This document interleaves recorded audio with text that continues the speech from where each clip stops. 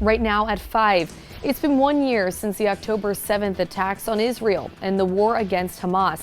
We'll break down how communities in our area are marking the date.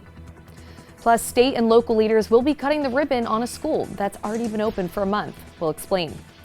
And all morning long, we have the latest on Hurricane Milton, set to hit Florida not even 2 weeks after Helene. These stories and much more as Good Morning Providence starts right now.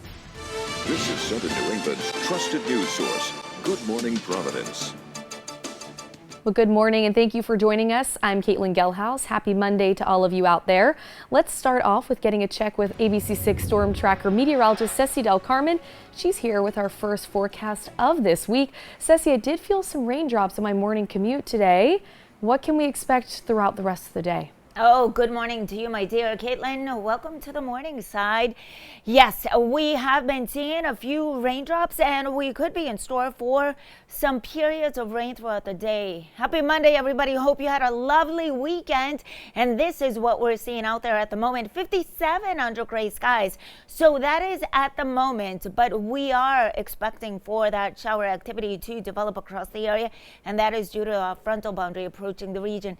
Temperature in the mid to upper 50s as we take a look at the current temperatures at the moment. There we go. There's that cloud cover. And to the west, you can see those green blobs. They seem to be falling apart, but don't let your guard down. Get that umbrella ready, such as I did this morning and forgot it at home. This is what we can expect as we head out the door at 7 o'clock this morning. 58 for the kiddos heading off to school. That chance for showers at around 2 o'clock. So please don't forget that rain gear, and the temperature will be on the cooler side. Yes, it is cooler side, but that is quite seasonable.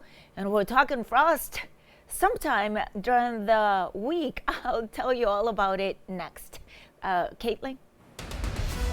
All right, well, thank you, Ceci. Wow, frost. Okay. Well, speaking of that, let's take a look at the roads and make sure everything's okay out there. We're taking a look right now at our Skycam over 146 for your morning commute. That is with the Providence ABC6 Skycam HD. A couple people making their way out there. It is a bit blurry to see out there, but doesn't look like any holdups right now as people are getting up and getting out there right now. And we'll get a check on our drive times right now. That's going to pop up on your screen. 95 southbound. South curves into Providence Place, 29 minutes okay there, as well as 146 southbound. 295 to 95 also green and okay there. All right, this morning in West Warwick, the intersection of Tioga Avenue and New London Turnpike all the way to the intersection of Main Street and East Greenwich Avenue will be milled and repaved. That work starts at 7 o'clock this morning and will end by 3 o'clock this afternoon before resuming again tomorrow morning. Now, police will be there to help direct traffic around the construction area. And we have breaking news from overnight. Woonsocket first responders are investigating a scene at a house on Sunset Avenue.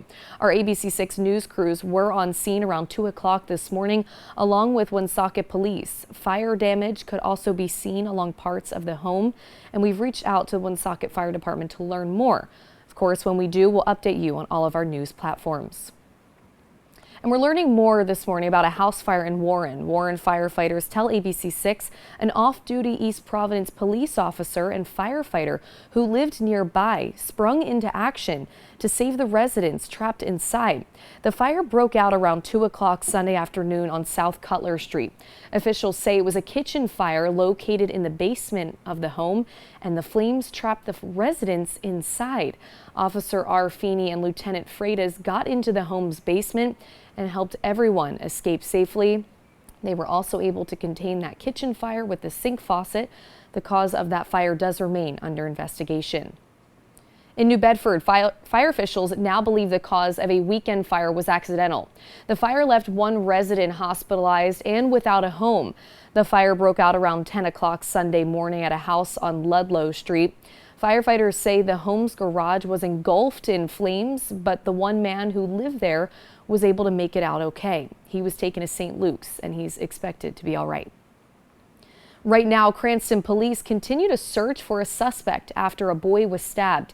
It happened around 7 o'clock Saturday night on Pleasant Street. When officers arrived, they say they found the boy with a stab wound to his torso.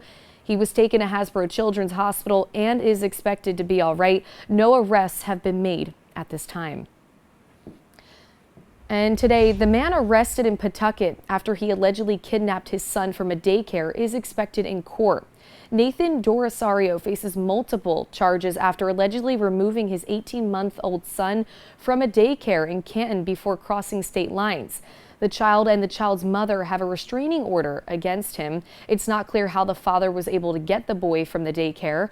Pawtucket police added that Dorosario is being held on a fugitive from justice charge. He'll appear in 6th District later today. He is expected to be extradited to Massachusetts to face kidnapping charges. Today, the man accused of murder in New Bedford is expected in court. It happened last week after a 51-year-old man was stabbed and killed Thursday night on Acushnet Avenue. He was pronounced dead at St. Luke's Hospital. 32-year-old Angel Avellino from Lynn, Massachusetts is now charged with murder. He's expected to be arraigned this morning at New Bedford District Court. Now today marks exactly 1 year since the brutal Hamas terror attack that shocked the world. Dozens of Israeli hostages remain in captivity. Tens of thousands of Palestinians are dead. Gaza is in ruins and missiles are still raining down. ABC's Ines de la Coutara has more from Tel Aviv. This morning, somber ceremonies in Israel marking 1 year since Hamas launched a surprise cross-border attack, killing more than 1,200 people.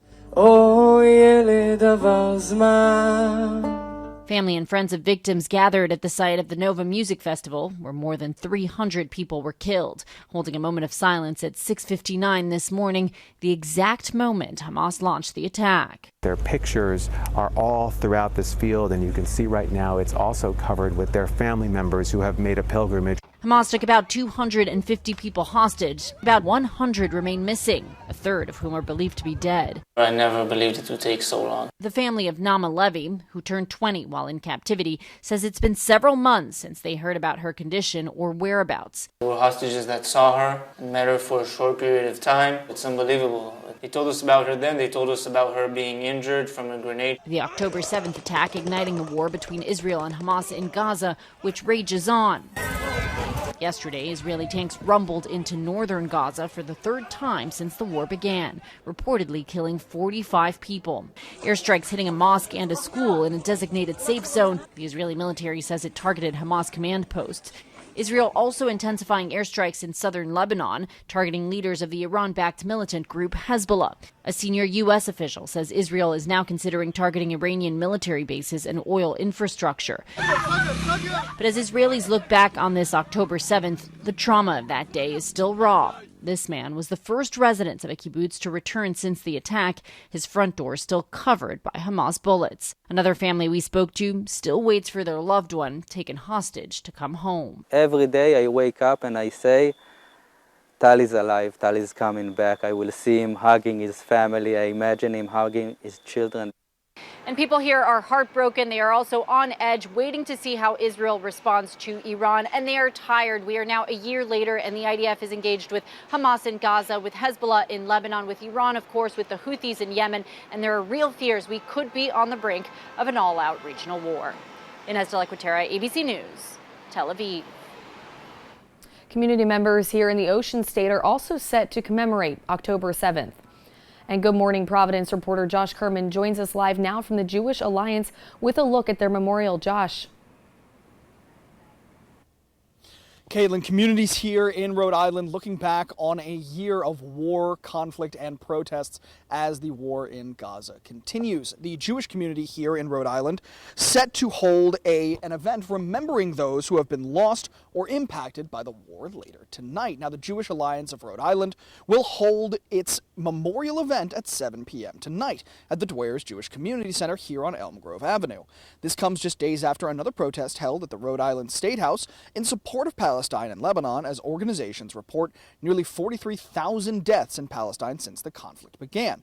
Hundreds gathering for the protest this weekend. This is not just something that ends today or tomorrow, but that it will be a lifelong commitment to actually be a part of a liberation struggle, not just for Palestine, but for oppressed people everywhere. Again, the Jewish Alliance will hold its event here at the Dwyer's Jewish Community Center at 7 p.m. this evening. It is open to the public, commemorating 1 year since those attacks on Israel. In Providence, Josh Kerman, ABC 6 News.